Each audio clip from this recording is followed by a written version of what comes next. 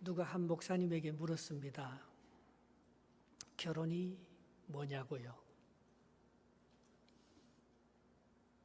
가정이 뭐냐고요? 그래서 이 목사님이 한마디로 대답했습니다. 결혼과 가정이라는 것은 수련장입니다. 프랙티스 센터, 트레이닝 센터, 삶을 배워가는 훈련장, 하나님을 더욱 알아가는 통로, 그게 결혼이라는 것입니다. 우리는 서로의 모습 앞에 설 때에 얼마나 부끄러운 존재인지 모릅니다.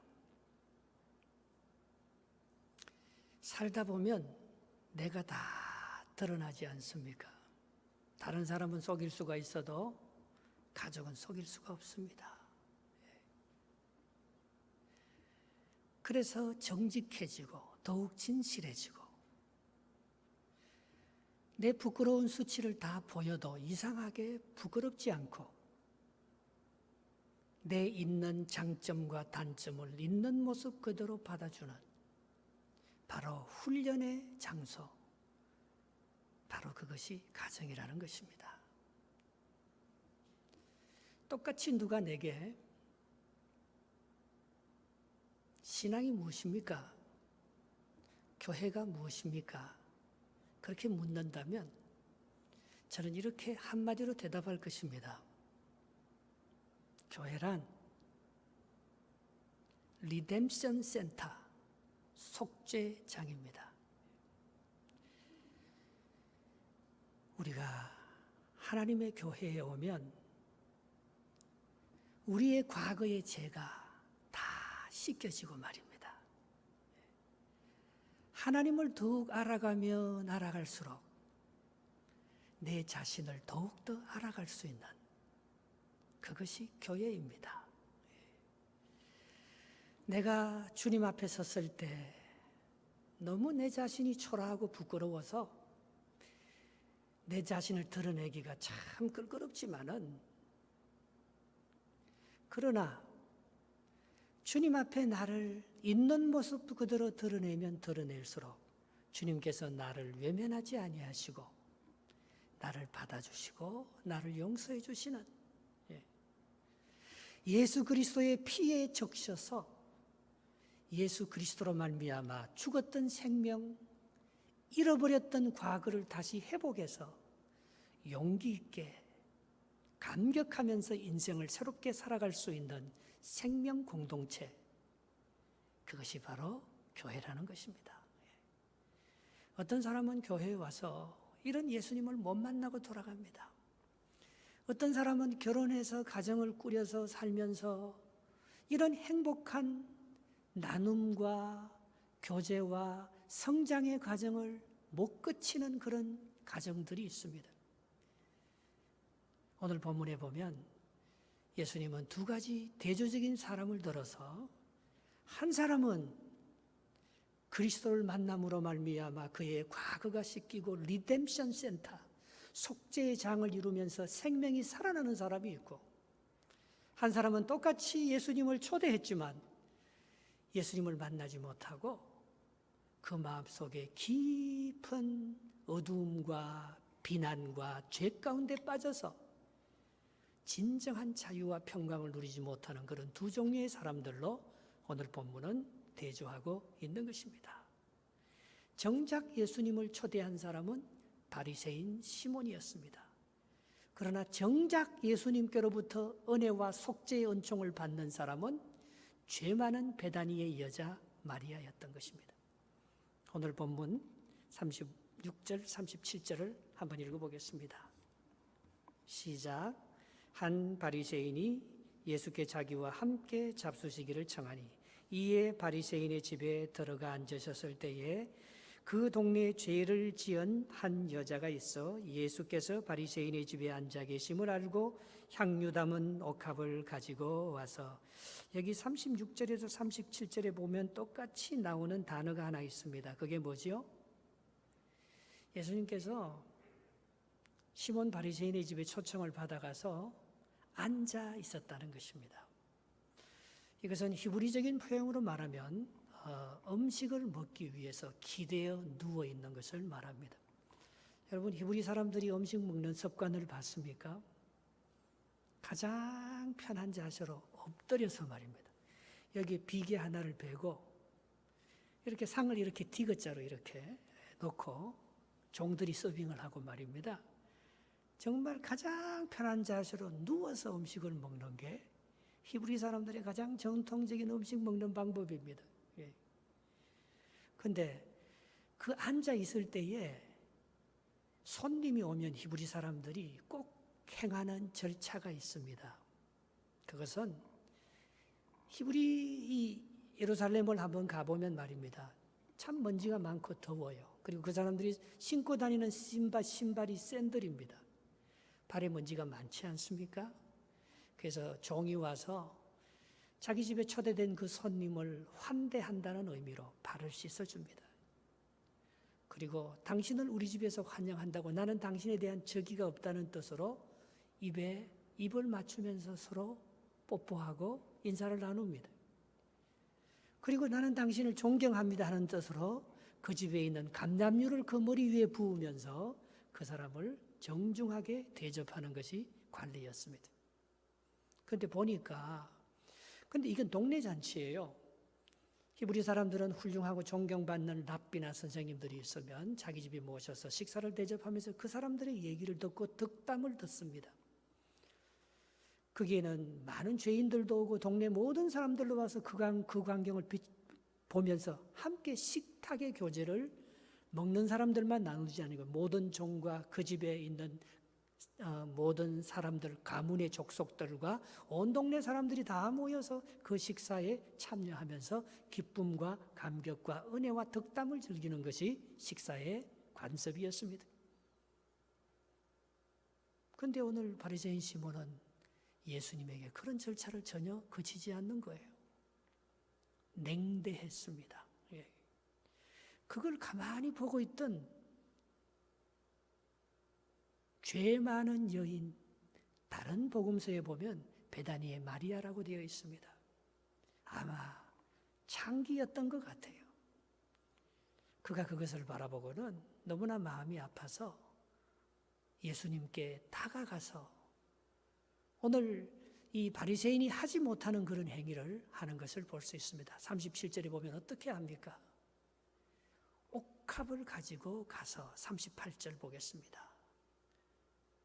예수의 뒤로 그 발 곁에 서서 울며 눈물로 그 발을 적시고 자기 머리털로 닦고 그 발에 입 맞추고 향유를 부으니, 너무 부끄럽고 조심스러워서 앞에 서지도 못하고 뒤에 무릎 꿇고 서서 말입니다. 눈물로 예수님의 발을 적시고 자기의 여자의 인격인 머리털로 누가 비난하든지 창피하든지 그런 거 상관도 없이 말입니다. 예수님의 발을 자기의 머리털로 닦아주고는 감람유가 아니고 가장 값비싼 아마 자기의 전 재산이 있을 거예요. 그것을 그 예수님의 발에 부으면서 예수님을 사랑하고 존경한다고 자기의 마음을 토로했던 것입니다. 오늘 바리새인 시몬은 예수님을 초청했지만 예수님의 마음을 몰랐습니다. 그러나 그는 몸은 예수님을 초청해서 식사 한 끼 대접하고 싶었지만, 그러나 그 마음은 예수님을 받을 그런 준비가 전혀 안 돼 있었습니다. 그렇지만 이 죄 많은 여인은 말입니다. 예수님의 마음을 알고 있었습니다. 예수님의 생각을 꿰뚫어 보고 있었습니다. 다른 복음서에 보면 이 여인이 예수님의 장례를 준비하고 있다고 했잖아요. 이런 것을 이게 300데나리온이나 되는 값비싼 그런 향유인데 이런 걸로 왜 허비하느냐고 그렇게 말할 때 예수님께서는 그냥 도라고 했습니다. 이 여인의 행위는 내 마음을 위로하고 내 마음을 적시는 아주 감격스러운 행위라고 말하고 있습니다. 헨리 나우엔이 지닌 상처받은 치유자라는 책이 있습니다. 여러분, 우리가 누구를 위로하고 치유할 수 있겠습니까? 그것은 자기가 상처를 많이 받아봤기 때문에 다른 사람들의 상처를 치료할 수 있는 능력이 거기에 생긴다는 것입니다. 오늘 이 죄 많은 여인이 너무 외롭고 다른 사람들이 아무도 그를 상대해 주지 않고 홀로 있었을 때에 예수님이 그에게 다가오셔서 그의 죄를 용서해 주시고 그와 함께 했던 그 상처를 치유받은 그런 경험이 있었기 때문에 예수님이 바리새인의 집에 가서 혼자 그렇게 따돌림을 당하고 외롭게 혼자 앉아 있을 때에 그 예수님의 마음을 알아보고 자기가 오히려 예수님을 위로할 수 있는 그런 마음의 중심으로 그 삶이 얼마나 풍요롭게 변화받았습니까? 여러분, 인생을 살면서 어려운 순간이 옵니다. 여러분, 그걸 어떻게 극복합니까? 오늘 이 여인은 자기가 가지고 있는 모든 상대적인 것을 예수님인 발 아래에 내려놓고 절대적인 하나님의 은총 예수님을 사모했습니다. 우리의 인생의 문제를 해결하는 방법은 딱 이거 하나뿐입니다. 오늘 이 여인이 자기의 방법으로 뭐 선을 베풀고 구제를 하려고 이렇게 한 일 아닙니다. 오늘 이 여인이 할 수 있는 최고의 것은 그의 모든 것, 그의 전 재산을 그가 할 수 있는 모든 그것은 다 상대적인 일입니다. 예수님의 발 앞에 다 내려놓고 절대적인 하나님의 은혜를 간구하는 바로 거기에 치유가 시작되고 이 여인이 진정한 평화와 죄 사함의 리뎀션 센터가 되어서 하나님을 새롭게 만나는 위대한 축복의 통로로 쓰임받을 수 있게 되었다는 것입니다. 그렇지만 나는 아무런 죄도 짓지 않았다. 당신이 우리 집에 와서 무슨 말을 할지 한번 지켜보겠다.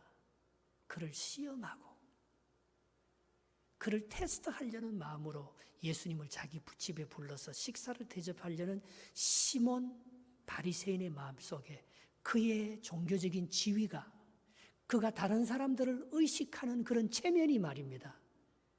치유의 자리에 이르지 못하고 예수님을 만나지 못하고 예수님을 바라보기보다도 이상한 행동을 하는 그 여인을 비난하며 사람을 바라보는 그것으로서 그 인생이 끝나버리는 그런 어리석은 자리에 이르는 것을 볼 수가 있습니다. 마가복음 5장 30절에 12년 동안 혈루증으로 고통받는 여인이 예수님께서 해당장 야이로의 집에 죽었다는 소녀를 구하러 갈 때에 그가 어떻게 합니까? 내가 예수님의 옷에 손만 잡아도 옷자락만 잡아도 내가 부끄러워서 여인의 부끄러움을 다른 사람들에게 말할 수도 없고 예수님 앞에 나와서 공공연하게 고쳐달라는 소리를 내가 감히 할 수도 없지만은 그의 믿음은 내가 예수님에 가서 그 간절함은 오늘 이 베다니의 죄 많은 여인처럼 이 혈류병 환자인 이 여인은 말입니다.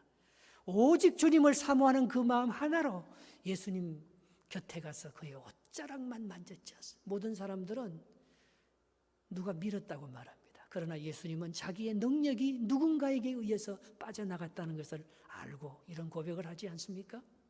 같이 한번 읽어보겠습니다. 시작. 예수께서 그 능력이 자기에서 남은 줄을 곧 스스로 아시고 우리 가운데 돌이켜 말씀하시되 누가 내 옷에 손을 대었느냐 하시니 이것이 치유입니다. 이것이 속죄입니다. 오늘 어떻게 원래 이 향유를 말입니다. 마리아가 예수님 앞에 부으려고 가져간 것은 아니에요. 예수님이 너무 힘들게 전도 여행을 하니까 선교비로 보탤 목적으로 자기가 받은 은혜가 너무 커서 예수님 앞에 전해주려고 갔지만 그 많은 바리새인들과 그 삼엄한 그 남의 집에서 말입니다. 남들이 다 손짓하는 그 죄인이 이런 행위를 할 수 있는 용기가 어떻게 생기겠습니까? 오직 예수님의 은혜에 대한 그런 감격하는 그 마음으로 그걸 싸울 수도 있지 않습니까? 당신은 왜 손님을 청해놓고 내 사랑하는 예수님을 왜 이런 식으로 대접하느냐고 시비가 빚고 그 잔치가 수라장이 될 수도 있을 것입니다. 이 여인이 참 지혜로운 것이죠. 그가 할 수 있는 최고의 선한 방법으로 많은 사람들을 깨우치는 그런 아름다운 헌신의 모습을 통해서 공동체가 회복이 되고 예수님이 세워지고 하나님의 나라가 전해질 수 있도록 오늘 그런 역할을 이 여인이 하고 있다는 것입니다. 하나님의 은혜가 아니면 어떻게 이런 용기가 생겨서 바리새인 시몬도 살리고 예수님의 입장도 살려주고 예수님이 전하고 싶은 하나님 나라의 복음, 속죄의 능력을 모든 사람들에게 전할 수 있는 은총의 장, 바로 이것이 가정 같은 트레이닝 센터요, 바로 이것이 속죄의 장인 리뎀션 센터가 되는 그런 역할을 이 여인이 하고 있었기 때문에 예수님께서 이 여인을 축복하고 칭찬했다는 것입니다. 같이 한번 찬양하겠습니다. 찬송가 310장 하나님의 은혜로입니다. 하나님의 은혜로 있을 데 없는 자 왜 구속하여 주는지 난 알 수 없도다. 아멘. 내가 믿고 떠지함은 내 모든 형편 잘 아는 주님 늘 돌보아 주실 것을 나는 확실히 아네. 예수님은 바리새인 시몬의 생각을 바꾸어 주셨습니다. 오늘 본문 39절 40절에 이렇게 말씀하고 있습니다. 같이 한번 읽어보겠습니다. 예수를 청한 바리새인이 그것을 보고 마음에 이르되 이 사람이 만일 선지자라면 자기를 만지는 이 여자가 누구이며 어떠한 자고 죄인인 줄 알았으리라 하거늘 예수께서 대답하여 이르시되 시몬아 내가 내게 이를 말이 있다 하시니 그가 이르되 선생님 말씀하소서 했습니다. 모든 일에는 양면이 있습니다. 그런데 우리는 좋은 면을 보기보다는 나쁜 면을 보는데 익숙해져 있습니다. 행복한 길을 선택하기보다는 불행한 길을 선택하는 습관에 길들여져 있습니다. 악역은 안 가르쳐줘도 잘해요. 비난하고 부정적인 생각은 안 가르쳐줘도 날카롭게 지적합니다. 그러나요, 긍정적인 마음과 축복의 마음은요, 노력하지 않으면, 생각을 바꾸지 않으면 그걸 선하게 바라볼 수 있는 그런 축복이 없습니다. 오늘 이 여인의 행위를 딱 보고 여인을 비난하는 게 아니고 누구를 비난합니까? 예수님을 비난하잖아요. 당신이 정말 선지자였다면 이 여인이 어떤 여자인지 알 거 아니냐고. 이런 여인의 행위를 용납하는 당신은 하나님의 사람, 적어도 정의와 공의와 하나님의 법을 모르는 율법의 사람은 아니라고, 선지자는 아니라고. 오늘 그렇게 판단하고 있지 않습니까? 여러분이 그 자리에 있었다면 어떤 판단을 내리겠습니까? 참 사람들은 남을 판단하기를 그렇게 좋아합니다. 오늘 이 여인의 마음이 어떤지도 모르고 말입니다. 이 여인의 마음이 얼마나 은혜를 받고 그 감사와 감격을 표현하는 그 마음의 중심을 전혀 헤아리지는, 그건 전혀 모르고 자기가 갖고 있는 그 율법의 잣대, 자기의 의의 잣대, 오늘 그런 것들로 쉽게 매도하고 비난해버리는, 우리가 다른 사람을 안다면 얼마나 압니까? 우리가 다른 사람들의 행위의 중심을 안다면 얼마나 압니까? 그 생각을 어떻게 바꾸어 줄 수 있겠어요? 그 부정적인 가치관을 어떻게 긍정적인 복음의 가치관, 복음의 세계관으로 그 지평을 넓고 비전 있는 하나님의 사람으로 어떻게 변화시켜 줄 수 있겠습니까? 예수님은 진정한 교육자였습니다. 한 가지 비유를 통해서 오늘 스스로 그 진리를 깨달을 수 있도록 바리새인에게 내가 너에게 할 말이 있다는 거예요. 그가 예수님이 던진 그 비유의 말씀이 뭡니까? 41절, 42절 말씀입니다. 같이 한번 읽어보겠습니다. 시작. 이르시되 빚주는 사람에게 빚진 자가 둘이 있어 하나는 500데나리온을 졌고 하나는 50데나리온을 졌는데 갚을 것이 없으므로 둘 다 탕감하여 주었으니 둘 중에 누가 그를 더 사랑하겠느냐. 그 다음 절 43절에 보면 스스로 바리새인 시몬이 대답하여 이르되 내 생각에는 말이 탕감받은 자니이다. 이러시되 내 판단이 옳다. 야, 정말 멋지지 않습니까? 우리 예수님이 어떻게 다른 사람들의 생각을 바꾸고 그 부정적이고 비난하는 사람의 마음을 긍정적이고 복음적인 가치관으로 고쳐줄 수 있겠습니까? 비유 얘기, 스토리텔링 딱 하나 얘기합니다. 두 사람이 있었는데 채주에게 두 사람이 빚을 참 많이 졌는데 한 사람은 500데나리온의 빚주자가 탕감받았고 한 사람은 50데나리온 빚진데 탕감받았는데 그 중에 누가 주인을 더 사랑하겠느냐. 얼마나 멋있는 말씀인지 모르겠습니다. 우리는 어떤 사람을 비난할 때에 잠시 멈추고 서서 자신에게 이런 질문을 던져야 합니다. 이 문제의 좋은 점은 무엇인가? 그게 복음 아닙니까? 좋은 소식 아닙니까? 신문은 그 소리를 싣지 않습니다. 그러나 예수님은 신문 기자의 예리한 날카로운 칼로 상대방을 공격하고 그와 논쟁에서 이김으로 그 문제를 해결해 주려고 하지 않았습니다. 정말 부드러운 방법으로, 정말 이 얘기 하나를 통해서 시몬의 생각을 바꾸고 공동체를 회복시키는 하나님의 놀라운 축복이 예수님 안에 생명의 말씀이 그 안에 있었기 때문에 그게 보이는 거예요. 여러분, 사실 어떤 일을 만나든지 그것은 하나님이 주시는 좋은 선물입니다. 믿습니까?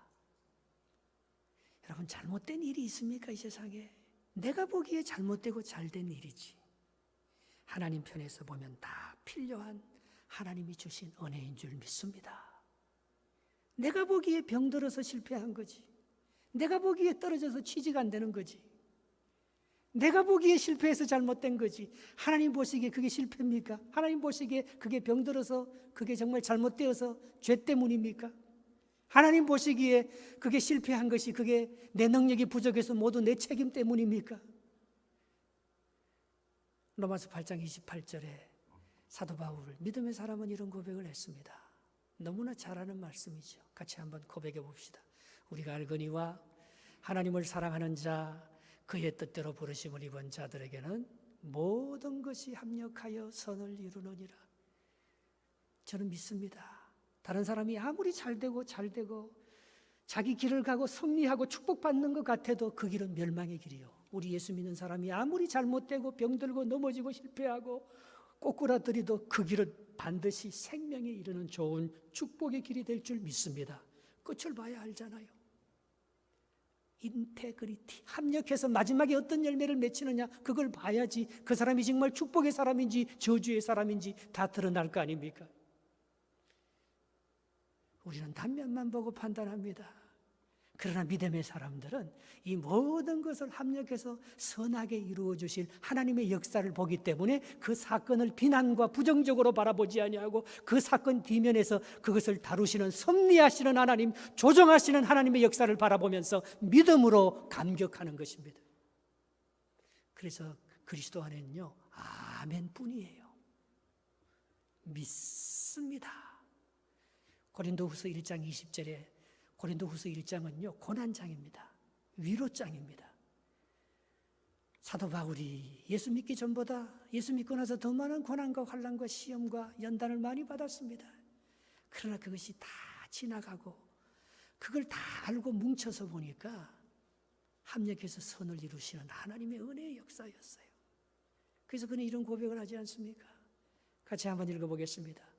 하나님의 약속은 얼마든지 그리스도 안에서 예가 되니 그런즉 그로 말미암아 우리가 아멘하여 하나님께 영광을 돌리게 되느니라. 할렐루야. 믿습니까? 아멘입니까? 어떤 불행한 사건도 내가 보기에 불행한 사건이지, 하나님 그걸 합력해서 선을 이루고, 내가 보기에 노면이지, 하나님 보시기에는 그게 아멘 아닙니까?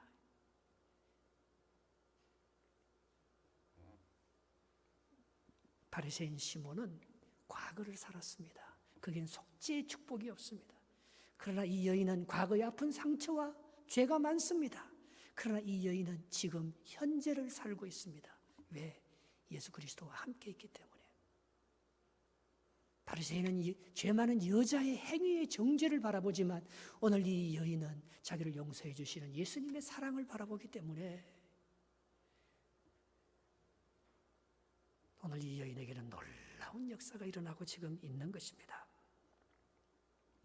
그래서 44절에서 46절 이 여인이 어떻게 했는지, 바리새인 네가 나를 어떻게 대접했는지 예수님께서 정확하게 한 번 더 짚고 넘어가지 않습니까? 44절부터 보겠습니다. 이 여자를 돌아보시며 시몬에게 이르시되 이 여자를 보느냐?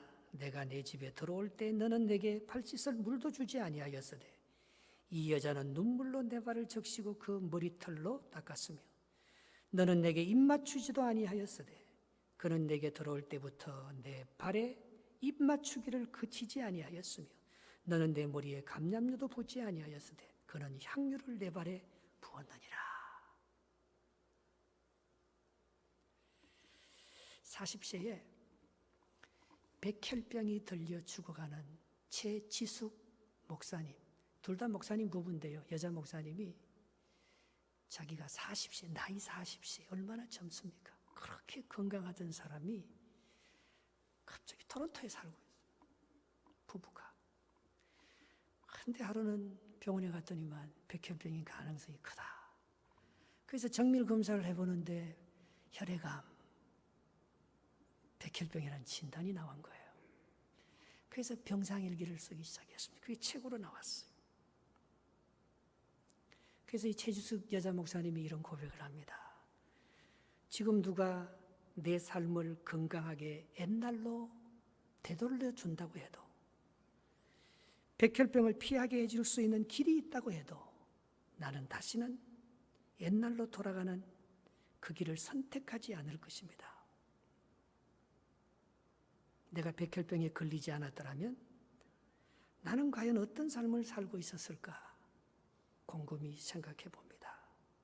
지금 몸에 가진 몇 가지 불편함보다 훨씬 더 많은 마음의 장애를 가지고 나와 내 주변 사람들을 괴롭히고 있지 않았을까요? 나는 40대에 병을 맞이하여 전혀 새로운 삶을 살아가고 있습니다. 내가 병에 걸리지 않았더라면 어쩔 뻔했나 생각하면 아찔합니다. 나는 지금 백혈병을 누리고 있습니다. 나는 이 백혈병 때문에 너무 감격하고 있습니다. 지금을 살아가는 거죠. 그래서 이 책에서 이 최지숙 목사님이 하신 말이 now or never, 지금 아니면 결코 아무것도 안 됩니다. 내가 어쩌다가 백혈병이 걸렸나? 이 백혈병을 빨리 나아야지. 내가 왜 이렇게 불행한 인생을 살아가나? 그랬다면 이 여자는 정말 불행한 사람일 것입니다. 왜? 과거에 사니까. 옛날에 내가 건강했는데. 그렇지 않으면 하나님 나 빨리 백혈병 고쳐주셔서 남들처럼 건강하게 살 수 있게 해주셔. 그러면 이 여자는 현재를 잃어버리고 사는 삶일 것입니다. 정말 불쌍한 삶을 살아가고 있을 것입니다. 그러나 백혈병 걸린 그 자체가 하나님의 축복이요. 이 백혈병을 통해서 하나님과 함께 오늘 이 죄 많은 베다니의 여인 마리아가 그렇게 험하고 더러운 인생을 살았지만은 바로 그것을 통해서 오늘 주님과 함께 임마누엘의 삶을 누릴 때 그게 성탄 아닙니까? 그게 주님이 내 안에 계셔서 주님과 더불어서 함께 먹고 마시고 내가 죽고 내 안에 그리스도께서 살아서 역사하시는 진정한 기쁨과 리뎀션, 속죄의 자리가 주님과 함께하는 그 자리에 있는 거지. 백혈병이 있느냐 없느냐, 내가 죄를 많이 지었느냐 적게 지었느냐 거기에 달려있지 않지 않습니까?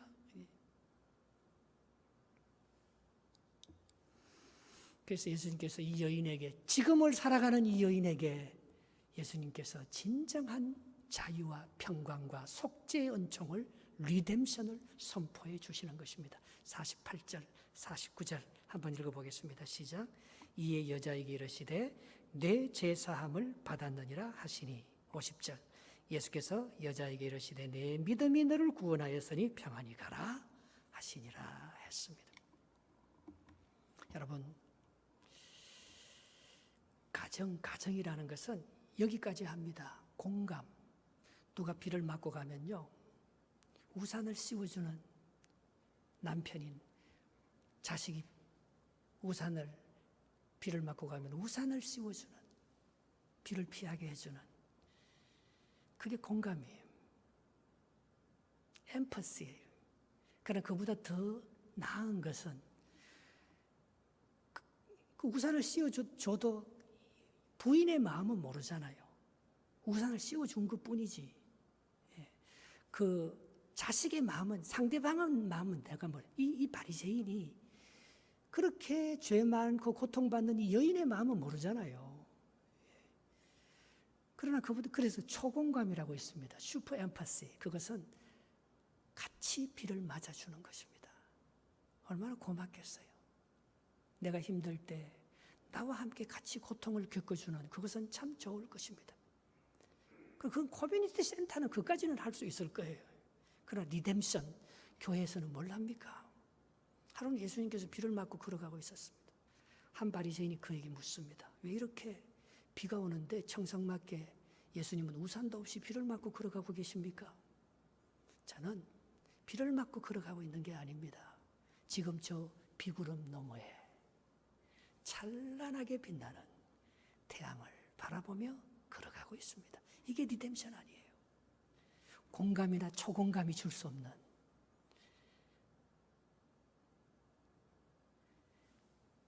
정말 자유. 누가 누구의 죄를 씻을 수 있단 말입니까? 그러나 예수 그리스도가 오면 우리가 그걸 씻을 수 있잖아요. 상대방의 비난을 극복할 수 있잖아요. 세상의 공격을 이겨낼 수 있잖아요. 예수님이 바리새인이 하는 비난 정도에 예수님이 위축당하고 예수님이 거기에 머물러 있었다면 예수님은 그냥 공감이나 초공감 정도의 삶, 그거는 그냥 심리학자들이나 사회학자들이 말하는 그냥 적당한 치유나 인간적인 방법에 끝마칠 것입니다. 오늘 예수님이 우리에게 보여주시는 진정한 치유는 리뎀션입니다. 교회는 바로 그런 속죄의 장인 거예요. 가정에서 그걸 누릴 수가 없습니다. 이 아름다운 공동체가 우리에게 주시는 가장 큰 선물은 예수 그리스도가 우리를 위해서 영원한 평화와 제사함의 은총을 줌으로 말미암아 비를 맞고 걸으면서도 비 맞고 걷고 있다는 것을 전혀 의식하지 아니하고 비구름 너머에 찬란한 예수 그리스도의 그 영광을 바라보면서, 제가 지난주에 기도원에 가서 기도하는데 기도원 갈 때 얼마나 비도 많이 오고 너무 기도원 가기 싫더라고요. 근데 마지막 금요일 날에는 얼마나 화창하고 좋은지요. 내려올 때는 마음의 은혜와 기쁨과 성령이 충만해서 내려왔어요. 여러분, 우리가 무슨 일을 시작하고요, 무슨 어둠의 일을 당할 때 뭐 하고 싶은 일이 없습니다. 그거는 비구름 안에서만 있다는 거 아니에요. 그러나 그 여인을 바라보는 예수님의 마음은 그 여인과 함께 비를 맞아주는 정도가 아니고 그 여인이 당하는 그 고통 이후에 저 멀리 찬란하게 그 여인을 향해서 놀라운 죄사함과 놀라운 축복의 계획을 가지고 계시는 하나님의 은혜와 비전을 선포할 때 이 여인은 진정한 구원과 제사함의 은총을 누리면서 참된 자유를 누리고 있는 거 아니겠습니까? 오늘 교회는 바로 그런 장소라는 것입니다. 주님이 주시는 놀라운 은혜와 축복이 저와 여러분들이 가져 지금 오늘 행복하지 않은 사람은 영원히 행복할 수 없습니다. 오늘 병든 사람이 자유할 수 없으면 그 사람 병 나아도 행복하지 않습니다. 내가 행복하지 않으면 아무도 누구를 행복하게 해줄 수가 없습니다. 오늘 우리는 행복하기 때문에, 오늘 우리는 비를 맞으면서도 찬란한 태양을 바라보기 때문에 우리는 리뎀션 센터에서 훈련을 받는 하나님의 어린 양이에요. 예수 그리스도와 함께 세상을 왕노릇할 주님의 종들이에요. 그걸 바라보면서 날마다 그리스도 안에서 승리하는 저와 여러분들 될 수 있으시기를 주님의 이름으로 축복합니다. 아멘.